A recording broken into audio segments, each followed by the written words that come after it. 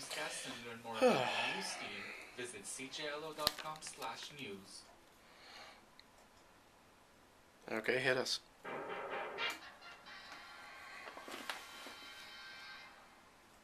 Our opening theme music couldn't be more relevant. Yeah, right. Because we're talking about one of those again. Are we going to talk about Canadian-made cartoon shows? Yeah. Let's do that. Let's do an hour on Canadian-made cartoon shows. And we will play all the music score from Rocket Robin Hood. Because those are some serious earworms. I love Rocket Robin Hood. I'm 100% for a Rocket Robin Hood live-action film starring Tom Berenger. Okay. Perhaps younger Tom Berenger. But back in the 90s, he was the right guy for it.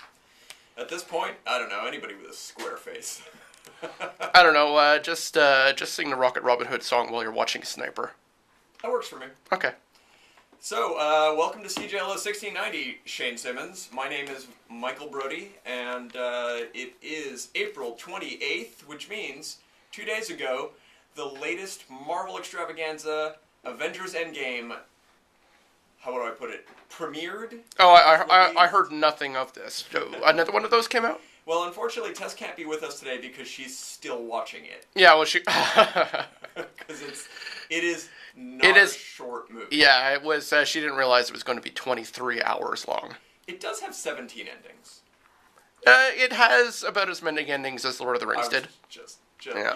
You didn't mean to, but you stepped on my... Is it true the rumors that Peter Jackson directed the last 3? Yeah. It's kind of amazing how... and it's not... They're not wrong. They're not bad endings. They're the right endings. Hey, you build up for 20 films plus.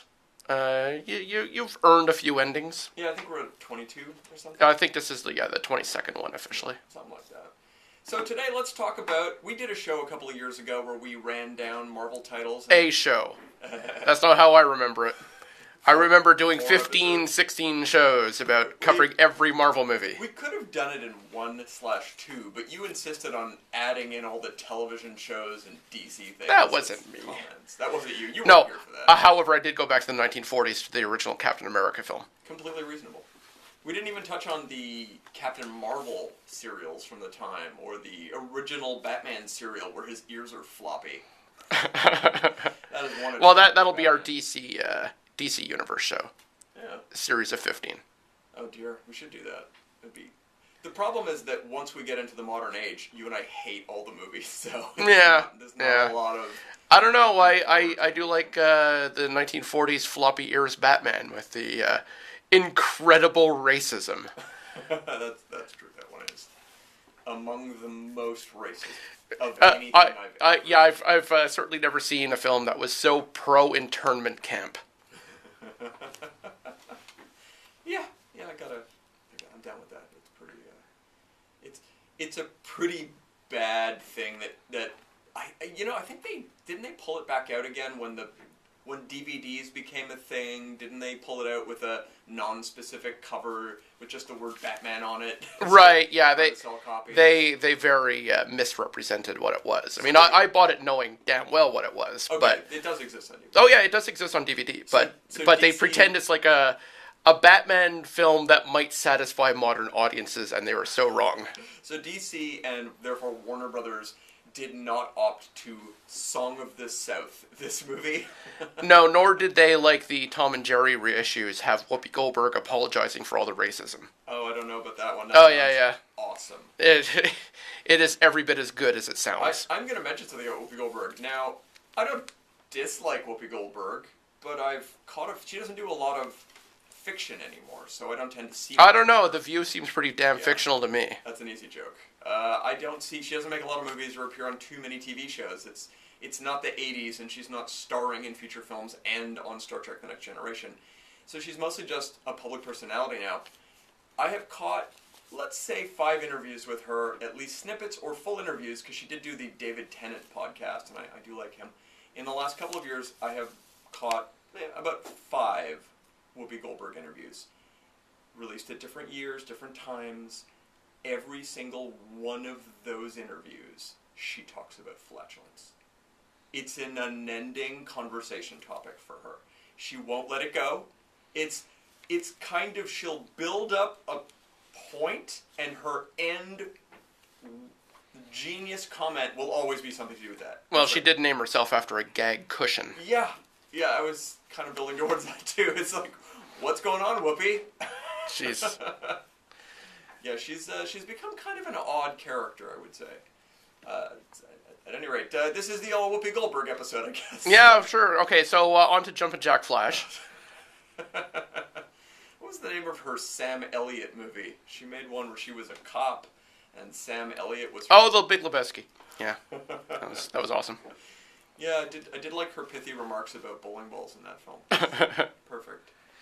Speaking of Big Lebowski, there was a pretty good Big Lebowski reference in the last Avengers movie. There was indeed, yeah. That was a highlight. Yeah. I don't know. We haven't decided yet, but we're going to start a couple of years ago and work our way forward to the new movie. Yeah, apparently 50 Marvel films came out between the last time we talked about them and now. I don't know. Even though it only seems like last week we talked about all those Marvel movies. I blinked and 10 more came out. I don't know how spoilery we're going to get about Endgame, but we'll certainly issue a warning if we veer into the subject and give away plot points. I won't do the big ones, but I might want to talk about some of the gags. We'll see. But let's go back. The last time you and I spoke about Marvel movies, you and I this is just a starting point. We may have covered some of these slightly before, but you had not yet seen Doctor Strange. I had not. Which you had watched out of order, but... And now I've seen it, and I feel like I still haven't. It's a minor film. It is minor. I'll say the positives about it. The positives are that the last act of the movie is a surprisingly good episode of Doctor Who. Yes, I will give it that. I was very gratified that it really didn't end with a giant fight. It ended with a more psychological game of chess between him and the villain. And a good payoff. Yep. Several good payoffs. Although it really took out of the box that whole magic, we can always fix anything no matter what. Right, yeah, well there's... has sort of come forward into the new film. Yeah, now that the Marvel Universe is rife with not only magic, but weird science and time travel, no one's ever really dead. Well, the amazing... Just like a real comic book. Right, well, that's true. But the movie... I mean, let's say, yeah, there's some they may never die kind of stuff in Marvel, but there's still drama and tension. Unlike the J.J. Abrams Star Trek universe, where in the second movie at the end they cure death. Yeah, they cure death and then they forget about it in the next film. 100% establish as of the end of Star Trek Into Darkness, no one ever has to die again because we have cured death. More importantly, they seem to have developed a way for tribbles to stop breeding. You can just safely have them as pets now. There you go. Then they're delightful. They're like cats with no faces. And who doesn't want a cat with no face? I would prefer a cat with no ass. I think that might get to be a problem very quickly. But who knows? Well, you get a very big tribble out of it. Wow, we've diverged way, way away from Doctor Strange at this point. First of all, I don't think it was well cast. I don't like Benedict Cumberbatch in the role. I think his sub-Hugh Laurie House impression... Yeah, his Dr. House voice is a bit weird. It's so close. It's so close to the same... And I don't get it because Benedict Cumberbatch has an amazing voice if he lets it go. If he just does the real baritone thing. Yeah. No, it's like a lot of actors who just... It's true, his baritone is gone in his Americanized accent. He kind of sounds like Alan Rickman in his one Die Hard scene where it's he's playing Bill Clay or whatever. Yeah, exactly. He does that, and then later they get Cumberbatch to do the Grinch without a deep voice. I don't know. There's something about. I guess he doesn't want to be typecast as a guy with a rich, wonderful voice. Well, who would? Yeah, you don't want it. You don't want James Earl Jones's career. True enough. Oh dear. I don't know. The Doctor Strange movie, like many of them, has 17 too many fight scenes. It has the awful Inception special effects building bending thing that in no way needed to be in that movie. And of course, must have been the most expensive thing in the budget. And every time that happened in the film, I was like, if you just cut this, it'd be a better movie. Just remove this entire idea. I get that you want to do psychedelic special effects in this movie for some reason, but the bending buildings didn't need to be there as far as I was concerned. Yeah, it's no Jeffrey Combs almost Doctor Strange movie. What was that one called? I haven't seen it, Dr. Mordrew or something. Yeah, it was going to be a Doctor Strange film, and then they waited too long, and the rights fell through, and then they just did it anyway. They took their script and just changed his name. Yeah. Well, and it's also important to remember there is a 1970s Doctor Strange TV movie, which, if you see his costume in that movie, looks like a dentist's smock, which really makes him look like Dentist Strange, which I'm quite fond of saying. And they didn't tie that one into any Incredible Hulk Bill Bixby stuff? No, it's at the same time as that when they also had a Captain America TV movie and a few of those, all in the same period. Because they'll never top that Incredible Hulk Daredevil crossover that they did. Where Daredevil is just a guy wearing a black bandana over his face. Yeah. That was a rough one.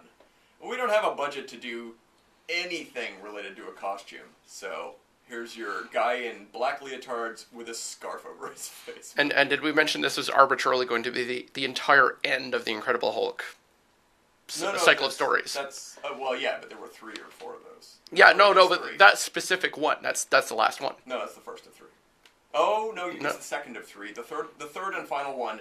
He teams up with a Russian assassin who is never identified in the film as Black Widow, but it's clearly her. Okay. Yeah. I thought that was the last one, though. Wasn't that literally called The Death of the Incredible Hulk? No, the Daredevil one has a different title. Oh, okay. But yes, The Death of the Incredible Hulk is the one with the Black Widow. Let's just argue which movie was which for now. Yeah, sure. It's always the most fun. Well, while Shane and I are figuring out which movie is which, we're going to go to a quick commercial break and not put our listeners through that. Eventgo, Greenland, and Blue Skies Turn Black presents Trust. Live at the Corona Theater on That's Saturday. not going to be a long one. It's, Hysterical the electropop promo I added is touring in 26 support of their seconds. much So Sure. anticipated two-part album, we don't have much Destroyer. to worry about there. Tickets are $25 in advance and $28 at the door. Well, that was 15 minutes, not getting to the first movie, but I mean, we did start 3 minutes or so. Nah, whatever. The, Hey, we talked about Whoopi Goldberg. What's more important? I know, she's freaking me out with her obsessions. I highly recommend listening to her David Tennant podcast where he keeps trying to bring the conversation back to anything else. She keeps trying to pull. I will have to pass. Yeah. Oh, shocking! You're not drawn in by No. the exciting review of Wonder and Magic. Only on CJLO 6090 AM. And that's it. We are back. And we're back. That was a good 2-minute discussion of what movie went in what order that we totally spared the audience from having to put them through. Don't get us started on the Gilligan's Island TV movie continuity. What I like is that even though the Harlem Globetrotters show up at a certain point, the castaways still wind up stuck on the island at the end. Of course. That seems very reasonable to me. So let's move forward. We just touched on Doctor Strange. I'm sure we could do 20 minutes on it, but that's probably plenty. No, I can't do 20 minutes on Doctor Strange. Well, I probably could. It's a bit I could pick on it. kind of a meh From for me. The strangeness of casting Mads Mikkelsen in a somewhat unnecessary role all the way to large chunks of that film not mattering. And then a pretty great ending. It's an odd little film.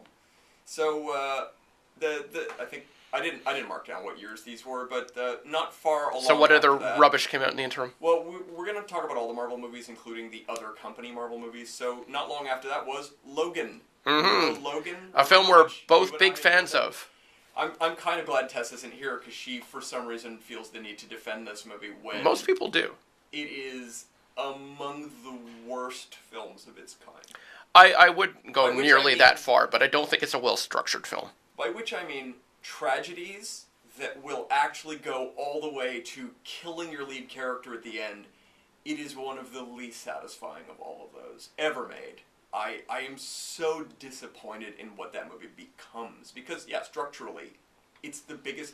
I mean, the Wolverine movies are all bad. But I will angrily argue this is the worst. And boy, that's saying a lot after X-Men Origins Wolverine, which is just like taking the Wolverine continuity and crushing it underfoot by someone who can't stand the character. This actually feels less respectful. I mean, yeah, you watch the first 5 minutes and you're like, wow, Wolverine is swearing and his claws are going into people's faces. This is gonna be great. And then you realize, you've just seen the best thing the movie will ever offer you. Yeah, it blows its wad way too early. And then the movie just endlessly repeats the same moments and has incredibly whiny characters whining for the entire 2-hour running time. It is a rough, rough movie to sit through. But it has its fans, people who don't It has a lot of fans. That the director didn't even know what he was doing, that he compares the entire structure of this Wolverine movie to the film Shane, while not understanding what Shane was about, right. Which is really offensive. Well, doubly so for me, because that's the film I'm named after. And as I have probably said before, but will continue to say until they stop letting me talk on the radio, it is the movie that proves once and for all that Wolverine was a vampire all along because they murder him by plunging a wooden stake through his heart, the thing that finally does him in. It's the dumbest ending ever. But that's enough about Logan. We move from Logan to a film... Send your angry texts to... Yes, please send your angry texts to the director of Logan. Moving on from that, we've got the second Guardians of the Galaxy movie called Volume 2. I really love that movie. Kurt Russell plays the planet. Yeah, I know, that just sounds like a punchline, doesn't it? Haha, Kurt Russell plays the planet, it's a joke. He plays a guy with a big ego. No, he plays a literal planet. who has apparently banged every species in the universe. The when you lay out what the plot of that movie is, it's insane, but it does kind of work. It has some pacing issues in the very, very middle, but I think it recovers nicely. I've watched the film a couple times. I still feel those pacing issues, but I'm genuinely fond of most of the plot developments in this one. And the first Guardians of the Galaxy movie has some absolutely classic lines of dialogue. Like, moments that when they happen you go, well, that's memorable, and I'll always have that one. And this movie managed to do something very close to that. They have 2 or 3 that just hit me really right. I will say that the film does such a good job of ending most of the dangling plot threads from the first movie that I'm astonished it isn't the third film. I almost wish they would go back and make a new second movie that fits between the continuity of these two, just so this could be the end of the trilogy. Because everything gets resolved at the end of Guardians of the Galaxy 2. All the stuff. They do hint at new... Well, yeah, they had to resolve it all because they knew James Gunn's pedophile joke scandal was going to come up and almost scuttle the third movie entirely. And it's crazy because that was the biggest creative scandal in recent memory, if not ever. Just creatively. You say, well, this guy's doing really great work creatively. Oh, wait. Some people don't like him, so we're going to fire him as the artist working on this piece. And that was massive, and the reaction was, what was it? How many millions of people signed that petition? It's a very large number. Right. To say, don't fire him. The company fires him anyway. They wait 7 months, something like that. And well, bringing into question whether he was genuinely fired in the first place, or whether it was just let's have a cool down period. They could have just left it at that, though. Because the scandal was he'd made jokes about pedophilia, so we had to wait until the world was reminded that, hey, remember Michael Jackson? He really did have sex with children. So and then once that blew up, it's like, oh well, the jokes now, they don't seem such a big deal. Let's rehire him. It's pretty crazy. Unfortunately, in the meantime, Gunn had to take a different job, so he will be fulfilling that obligation prior He will possibly be giving us a watchable Suicide Squad movie. Yeah, we'll see. It's him, so, I'm sure it'll be great. The cast will be shuffling in the meantime. They're moving things around constantly. Right. He has a finished script, and now they're dropping characters, so that's kind of it's a rough thing. But we'll see what we end up with. Well, as long as one of the Suicide Squad is Rainn Wilson from Super. With his wrench. Oh, you just got me so excited. Yeah.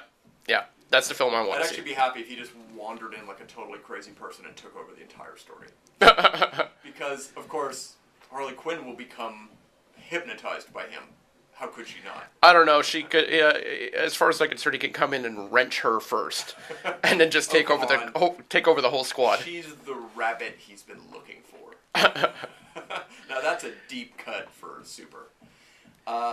at any rate, She will probably do worse things to him than Ellen Page did to him in that film.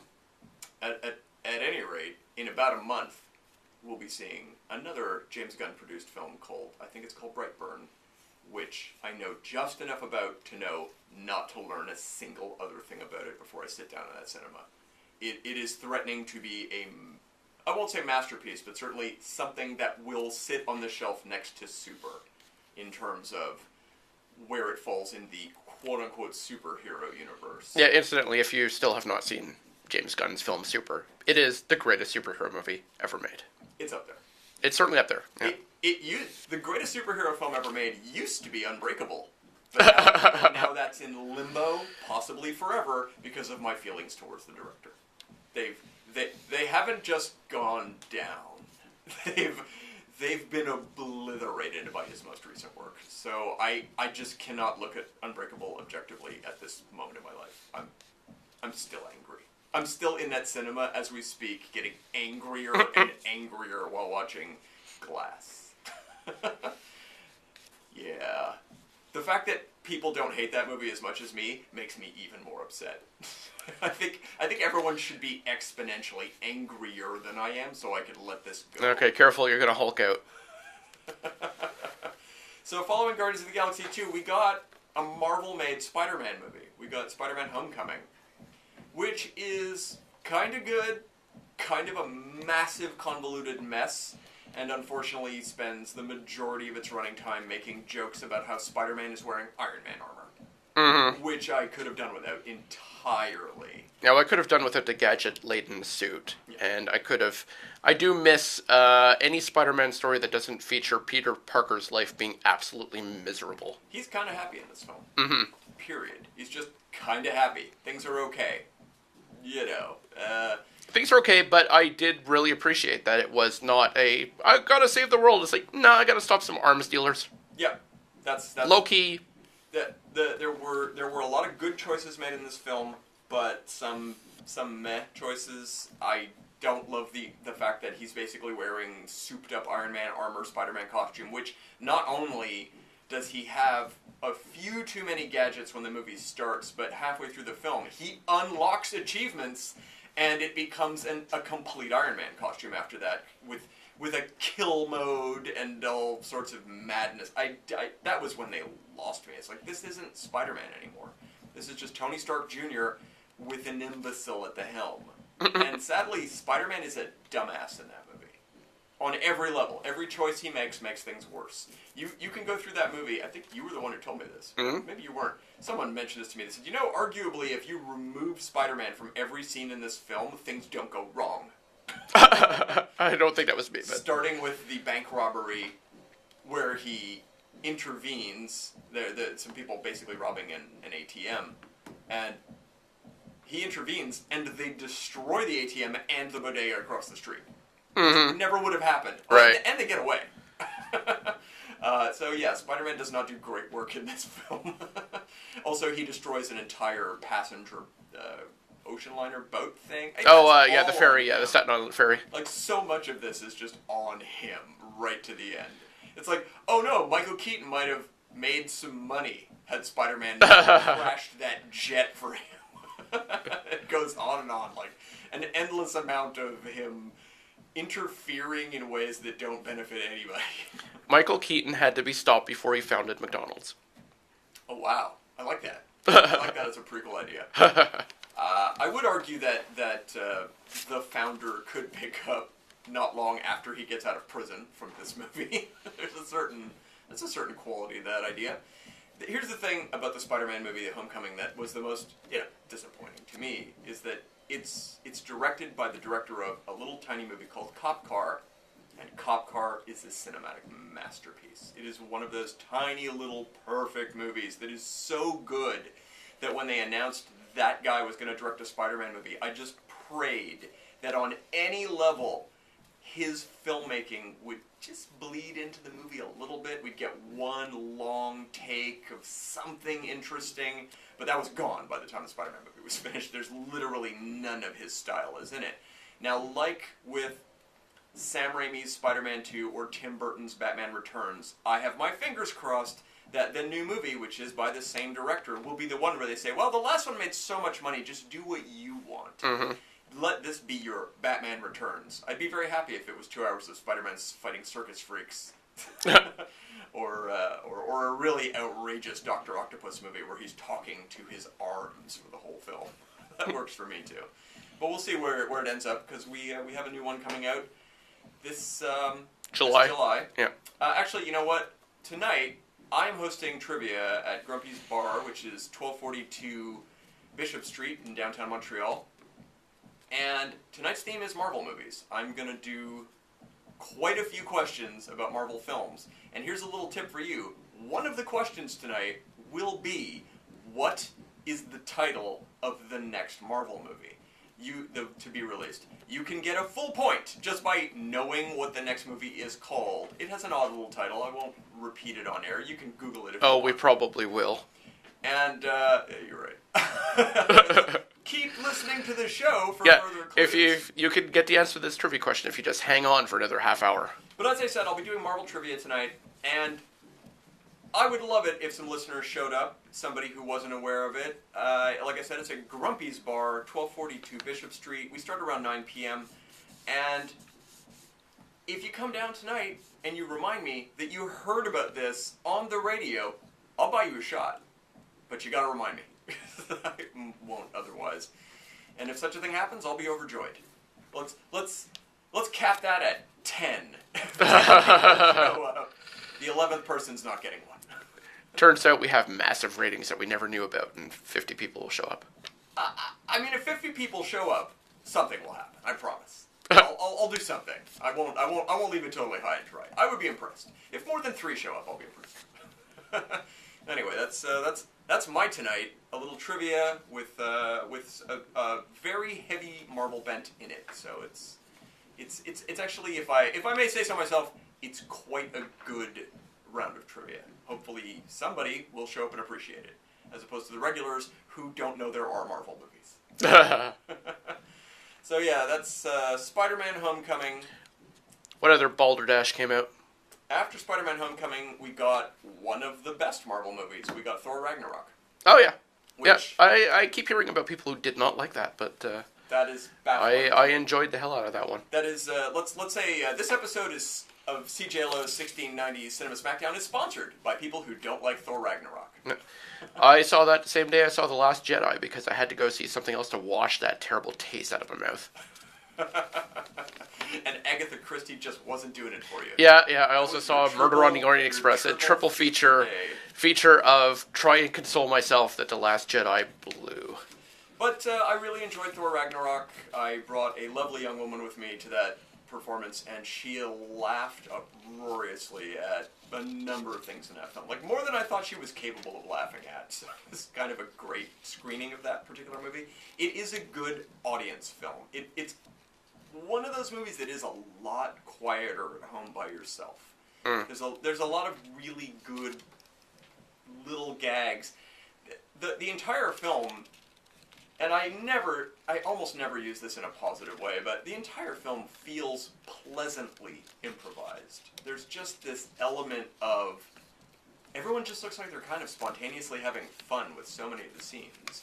There's scenes where people just start telling a story that goes on far too long, very improv style, but then will abruptly end on something hilarious, like Thor's story about Loki turning into a snake. That is... Oh, do you remember that moment? No, vaguely. He tells a slightly too long anecdote where he says, "Hey, I remember that time Loki turned into a snake, and then he was slithering on the ground, and I thought to myself, I love snakes! I'm totally going to play with this snake!" So I pick up the snake, and he turned back into Loki, and he stabbed me. I was like, wait, what? What was that story? He was a snake, and he stabbed you. I see. You guys have a weird relationship. I will also say it's probably the single best Hulk movie. It is 100% the best Hulk movie. Yeah, he actually has fun stuff to do. He has fun things to say. And he's an interesting version of Hulk, which is over now. The interesting version of Hulk is over now. He was beaten out of him by Thanos. Thanos beat interesting Hulk to death. In his place has risen really dull Hulk. A Hulk so dull, Black Widow doesn't look at him twice. She's completely given up that romance when she sees him in the new movie. There's just nothing there whatsoever. But enough about Endgame. Thor Ragnarok was... it's in the top 5 best Marvel movies, I think. It's surprising how good it is. Well, I think we both tend to like the ones that a lot of people hate.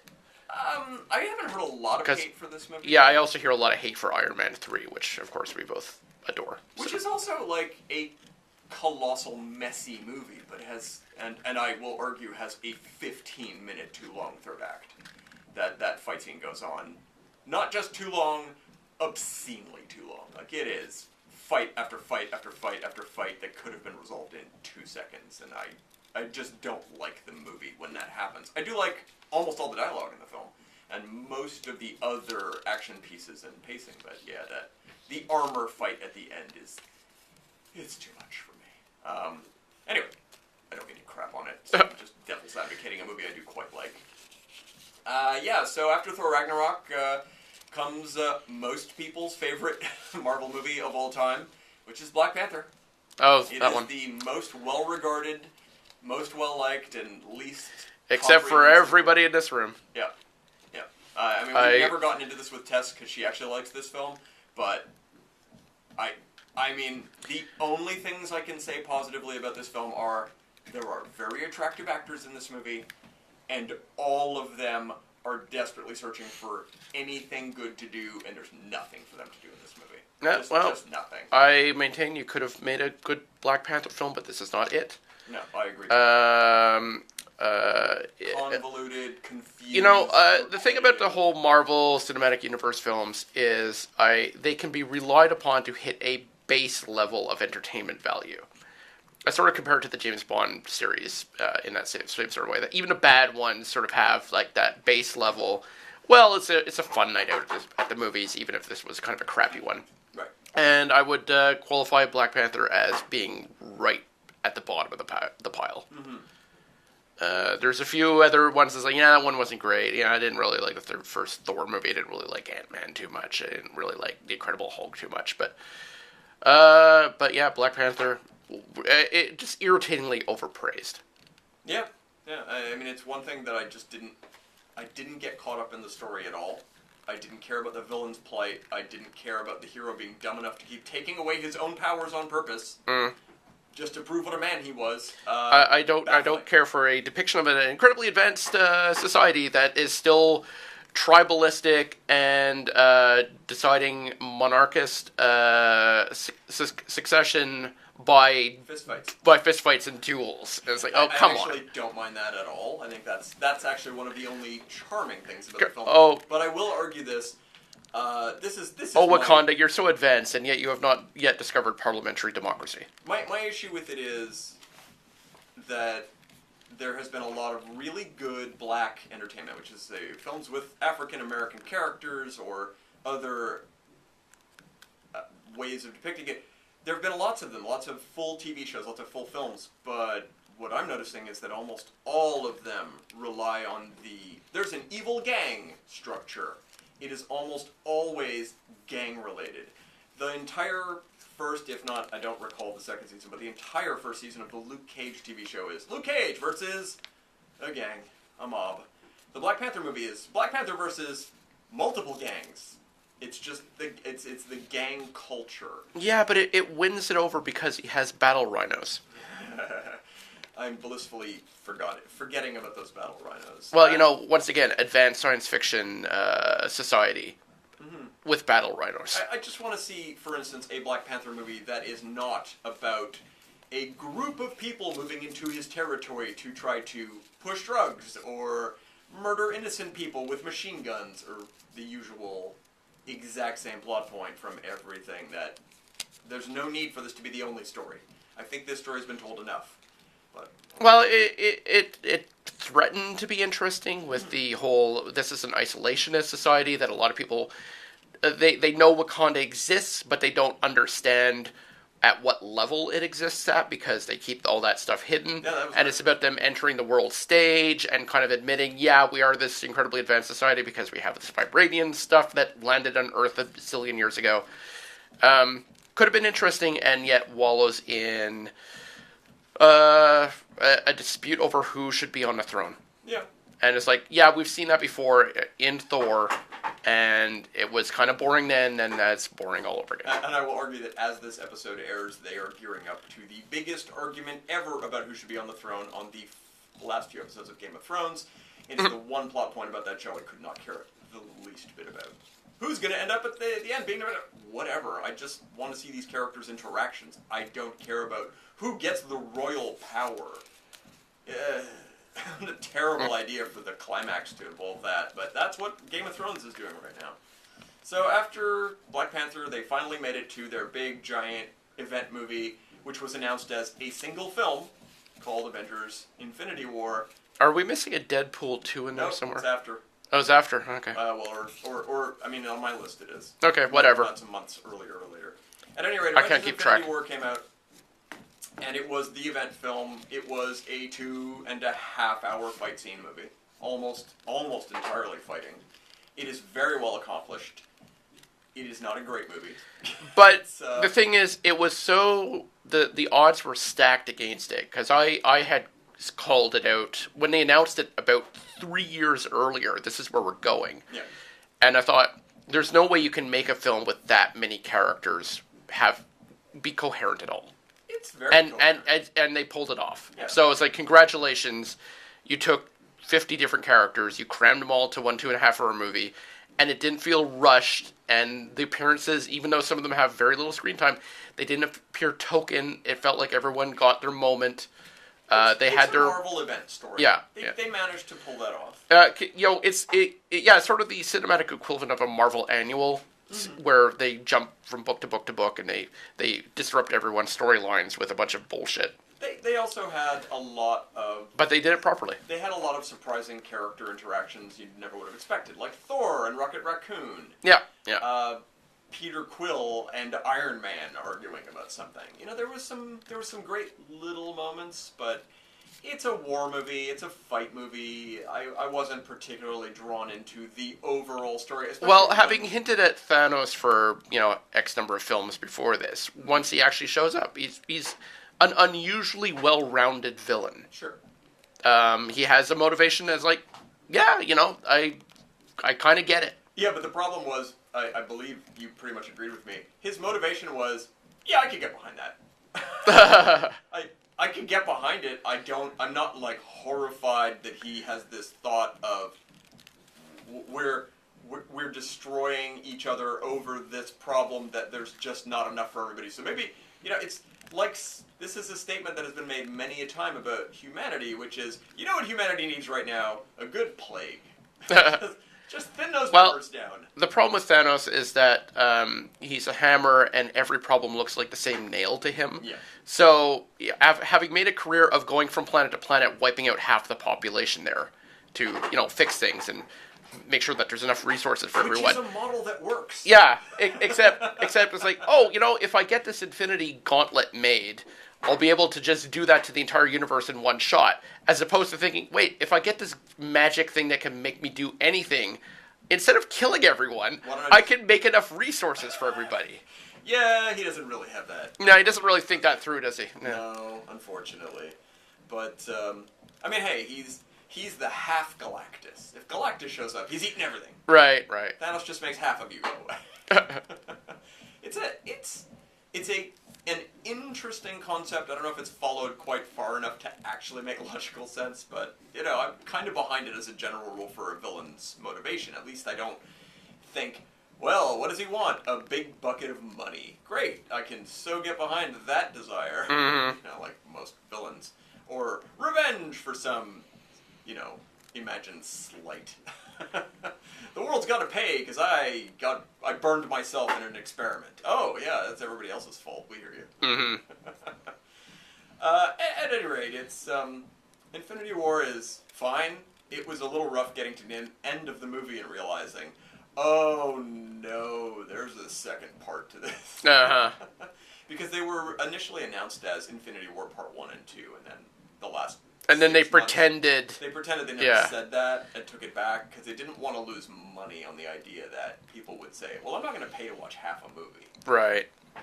At any rate, they did what they did. This is the films we got. Who do you think you are, Tarantino? Yeah. Dear Lord. The exact same problem. So, we'll get back to the two Marvel movies that came after that were prequels. Because they are. Kinda, both yeah. prequels. And we'll mention first we'll mention Deadpool 2. Right. Which I really enjoyed until they recut it and then recut it again, and now I'm kind of angry at it. Well, that's your fault for watching all those recuts. Yeah. Just to make it clear, there is an extended edition of Deadpool 2, which I will argue, if you're only going to watch Deadpool once, You might as well watch that one. watch the extended. Yeah. There are some lines of dialogue I liked better in the theatrical cut. Yeah, But yeah. overall, in terms of pacing, action, and pure enjoyment, I prefer the extended cut. It's just, there's a few one-liners I think he nails a little better in the other cut. But that's a small thing to lose if you're watching a better version of a movie. However, And if you want to see, and you have to see Deadpool versus Baby Hitler.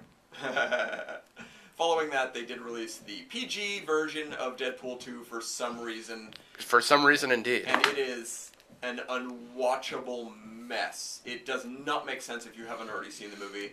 It harkens back to this weird period in the late 70s when they were making PG versions of R-rated films that it's like, well, the kids really want to see this, but it's not appropriate, so let's do a PG version of The Jerk or a PG version of Saturday Night Fever. Well, we'll be back with our criticism of the PG version of Saturday Night Fever after these messages. The Rebels, Rips, and Revolution The clock on there, on the soundboard, is 1 full minute behind the actual time today. Uh-huh. Well, I've mentioned this before, the clock on the soundboard is always behind. It quietly loses time, because this is from, Right. I don't know, the Elizabethan era. Anyway. The draw Crazy. takes place on Sunday, April 28th at Barlaritz PvP at 3 p.m. There are Just realized if 10 people show up for shots tonight, I'm on the hook for $50. There goes your profits. No kidding. 50 people show up. I don't know. I'm just gonna have to make a picture of sangrias. I have to do a disclaimer. First one person who shows up gets to drink. I'll just tell the first person who shows up he's number 11. Yeah. And now I've recorded that for posterity's sake. Yeah, this will be YouTube evidence of fraud. You know what's funny? I randomly chose an ad to go after the thing I had to play, and it's another gender identity ad. It's 2 in a row. That is Because Concordia. Because Concordia is our new slogan here at CJL 1690 Cinema Smackdown. Cinema Snackdown? Maybe we could do a side podcast. Yeah, reference to last week's episode that I missed, but I did listen from home, and That's true. because Concordia. That was a pithy remark. Yeah. So we touched on Deadpool 2, and frankly, we know who Deadpool is and what these movies are. That's enough about Deadpool 2. There were two Marvel brand movies that got released after Infinity War, which are both prequels. There's Ant-Man and the Wasp and Captain Marvel. And they're both fluff, and they're both unnecessary. I found the Ant-Man movie very entertaining without ever becoming good. But it is... It's got charm. I really enjoyed it more than the first Ant-Man movie. Exactly. It was fun. Yeah, it's the... It's all I ask of that sort of film. Mm-hmm. It's not the world's greatest stakes. It's just amusing characters having a fun adventure. Yeah, it's fine. It, and then With a post-credit sequence that says, "Oh, by the way, yes, we know this ties into Infinity Wars." Yeah. And the other film was Captain Marvel, which you and I saw a couple weeks ago, and I didn't hate while I watched it. I was kind of enjoying it to some degree, but with a month and a half of reflection, I kind of despise it now. Oh yeah, okay. Yeah, I've grown very irritated with Brie Larson's performance. Here's the thing, though. In the actual Captain Marvel movie, she's brilliantly charismatic compared to how she is in Endgame. Mm-hmm. Endgame, Endgame, Endgame, she is mercifully barely in it, And she is insufferable whenever she is. It's weird. She's very... Her voice, her attitude, her posture is super entitled. It almost feels like they shot her Endgame scenes before they actually shot the Captain Marvel movie. They did. They did. Okay, that makes sense then, because in Endgame, she seems like Brie Larson, the press junket disaster that she is. And then she sort of eases into the role so that in Captain Marvel, which probably also benefited from a number of reshoots to try and lighten her up a bit. It's weird.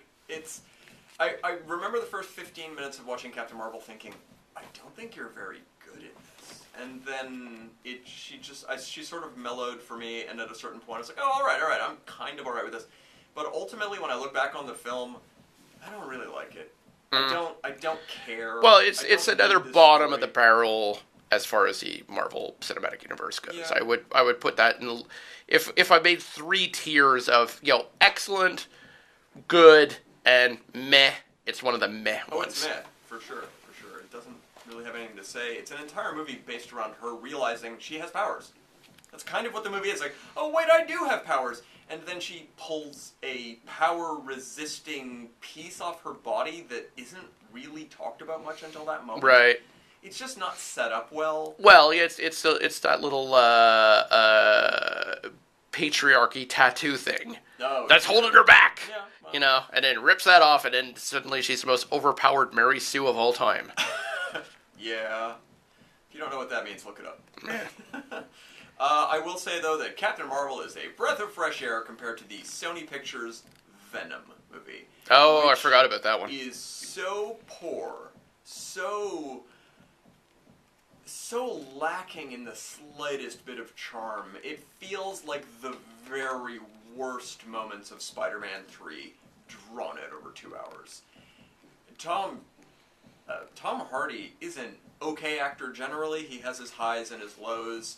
He's certainly capable of mumbling his way through something incoherently. But does he do a weird Venom voice? Oh no, he unfortunately does do several weird Venom does he? voices. Yes. Because not only does he do completely American Eddie Brock, he also does the Venom voice that you hear talking to him. Mm-hmm. Does it sound like he has a cage over his face? At best. At any rate, he's just passed through a voice changer. It's a little rough. But the Venom movie's plot is horrid.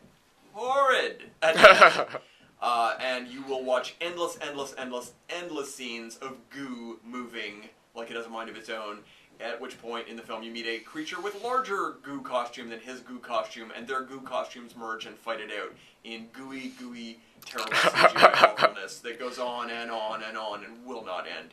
And there is a tag at the end of the film promising another goo-covered creature to fight him in the next movie.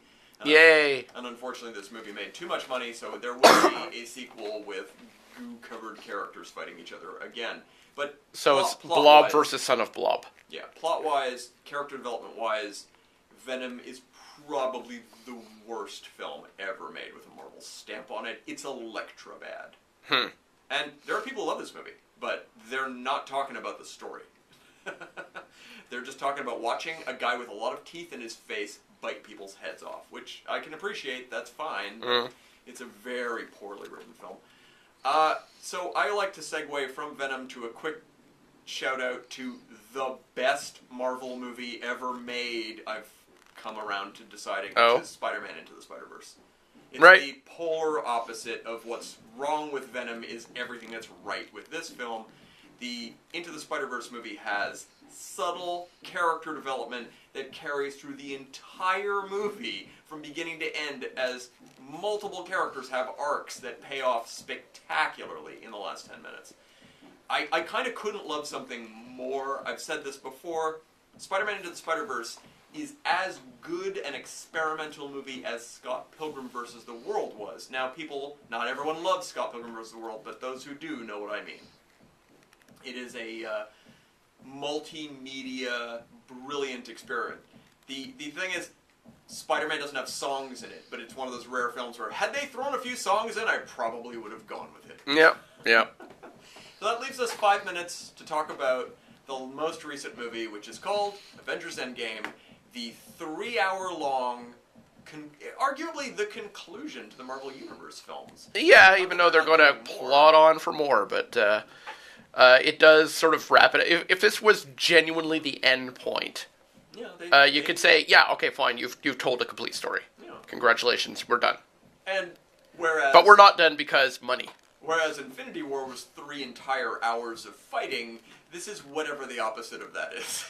Yeah, it's an odd mix of styles. The 3-act structure is genuinely kind of like 3 different movies.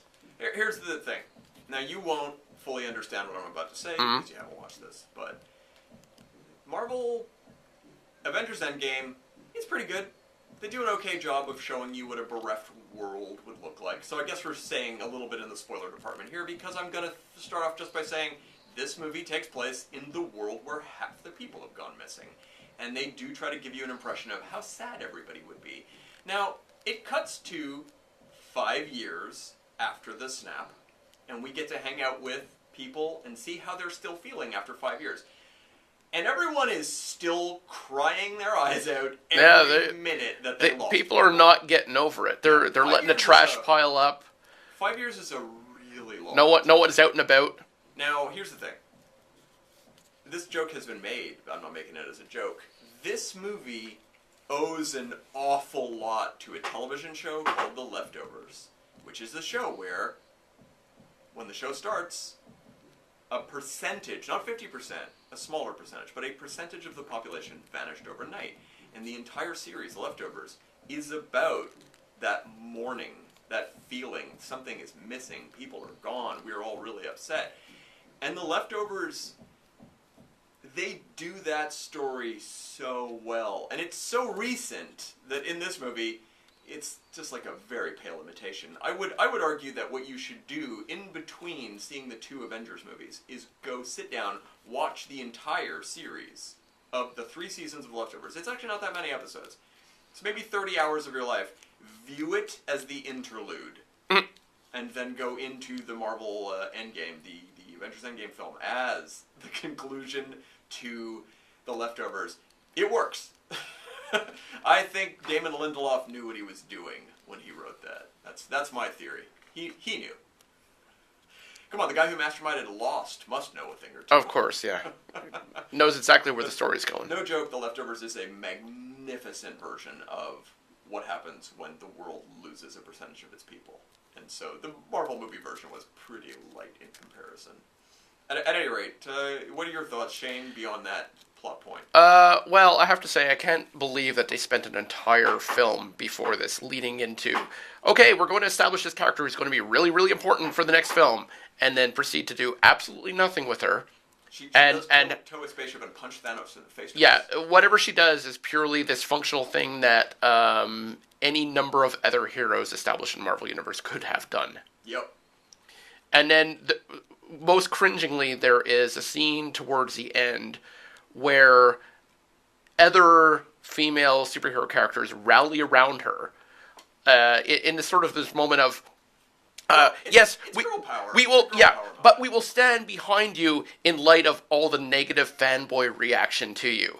And it works counter to that, because I was looking at the scenes thinking every other female superhero character in this scene is better developed, played by more charismatic people, and are just better across the board. I mean, I can't argue that. I mean, I'm glad that didn't come off as a more misogynist rant, because it could have.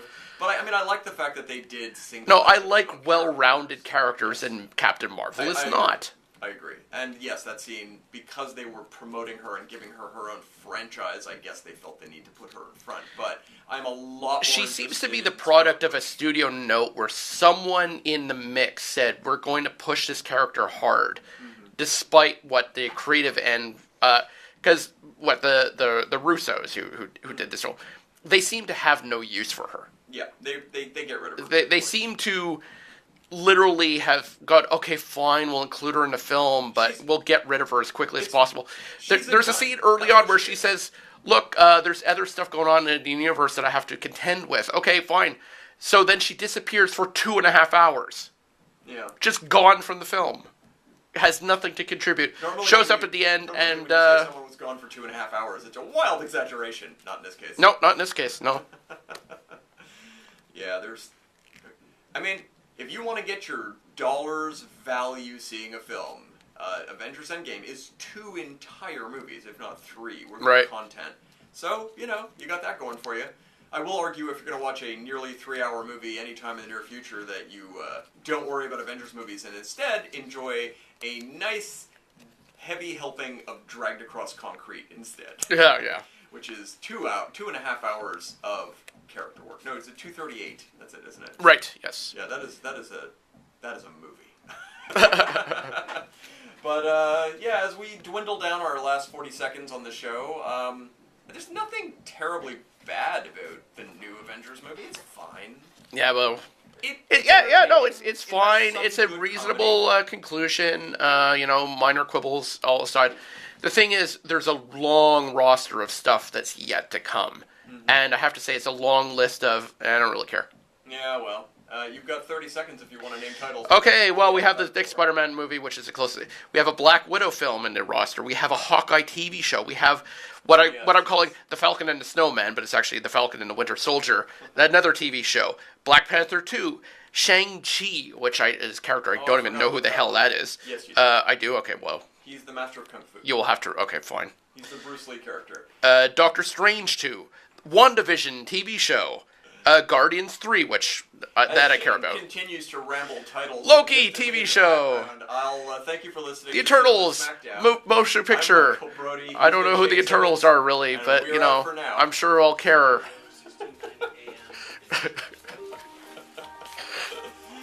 That was funny that you kept going. We were really counting down to 10 seconds. Is the news just dead again? It is. I'm going to have to play the emergency. No news happened. Alright. For CJLO News, I'm going to have to wait until this is done to go back to auto because... Sure. It just didn't play. The federal government is investing $3 million to UTIL, a non-profit organization dedicated to the development and promotion of student housing. The investment will support the creation of over 160 affordable rental units in order to help Montreal's post-secondary students find an affordable place to live while they pursue their studies. The project is a collaboration between UTIL and the Concordia Student Union to create a unique funding model that uses democratically allocated fee levy to invest in the construction of affordable rental housing. This innovative financing model, a first in Canada, allows student unions and similar organizations to easily acquire additional funds to develop affordable rental housing projects. In national news, the Government of Canada announced $3 million in funding to support 3 initiatives aimed at preventing teen and youth dating violence in rural and Indigenous communities. The Thunder Bay District Health Unit and 2 Indigenous nonprofit organizations are receiving funding to promote healthy relationships and gender equality through projects that will be created or adapted specifically for rural and Indigenous communities. This initiative shows the importance for youth who may face unique barriers and challenges to learn about healthy relationships and gender equality in ways that are culturally relevant and reflect their community and environment. Funding for these projects is provided by the Public Health Agency of Canada as part of Canada's strategy to prevent and address gender-based violence. Yeah, we didn't really get a chance 2 to years ago, weigh in on the new environmental films. activists from the Philippines That'll be held a next week. protest outside God. the Canadian Embassy in Manila, denouncing the shipment of garbage-filled container vans from Canada to the Philippines. Recently, a Vancouver environmental law firm says Canada broke international rules when it dumped more than 100 shipping containers of garbage disguised as plastics for recycling into the Philippines, according to the Canadian press. The Pacific Center for Environmental Law and Litigation says either the Canadian company behind the shipment didn't get consent from the Philippines, or it lied about the contents in order to get approval, thus violating an international law known as the Basel Convention, which prevents countries from shipping hazardous waste to the developing world without consent. Canada is expected to get pushback over the dispute from other nations next week when signatories to the Basel Convention meet for a regular discussion in Switzerland. To hear the newscast and learn more about the news team, visit cjlo.com/news.